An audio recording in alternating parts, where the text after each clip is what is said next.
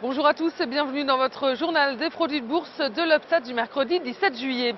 Et la bourse de Paris termine sur une petite baisse aujourd'hui. L'indice CAC 40 lâche 0,71% à 3851 points. La première économie européenne pèse avant tout sur l'Europe. Le moral des investisseurs s'est dégradé en Allemagne. Une mauvaise surprise qui inquiète donc l'ensemble de la zone euro et qui réduit du même coup les perspectives d'amélioration de l'activité économique européenne sur le second semestre. Et sur le plan des valeurs, cela se traduit par des prises de bénéfices sur des valeurs en progression ces derniers jours. Lafarge perd 2,07%, ST Microelectronics recule d'1,96% et Safran est à moins 1%.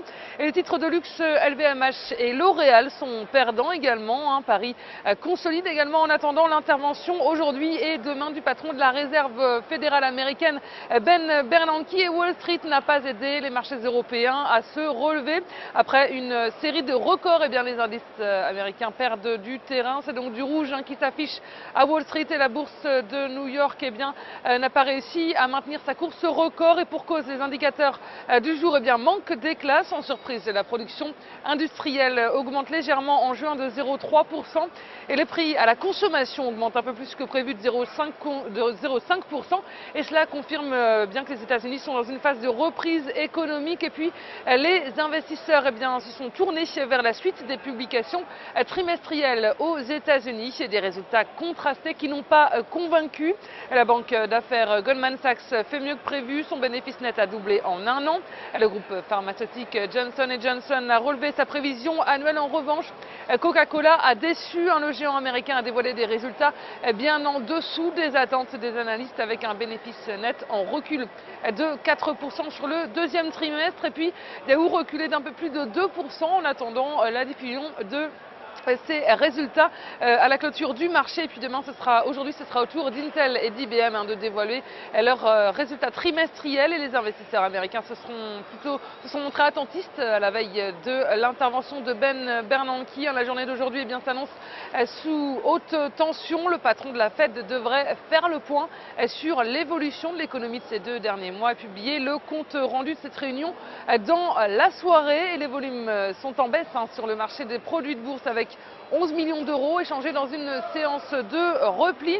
Et concernant la répartition par type de produit, les certificats sont stables à 73% des échanges, les warrants sont à 27%.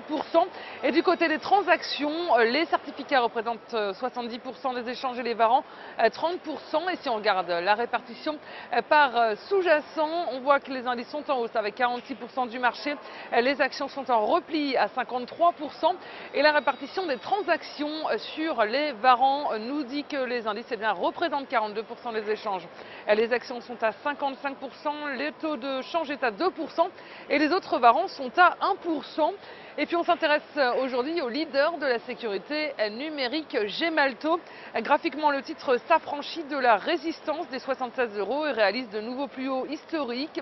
Il est soutenu par ses moyennes mobiles à 20 et 50 jours positivement orientées. Et le RSI est inscrit en dessous de sa ligne de signal et ne montre aucun signe de retournement. Et son orientation milite pour la mise en place d'une nouvelle phase de hausse avec 85 € comme première cible.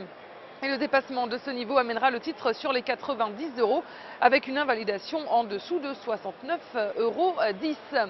Et la stratégie qui vous est proposée pour jouer cette valeur, c'est l'achat du warrant call Gemalto à 4 784 T d'Unicredit au prix d'exercice de 80 € et d'échéance au 6 décembre 2013.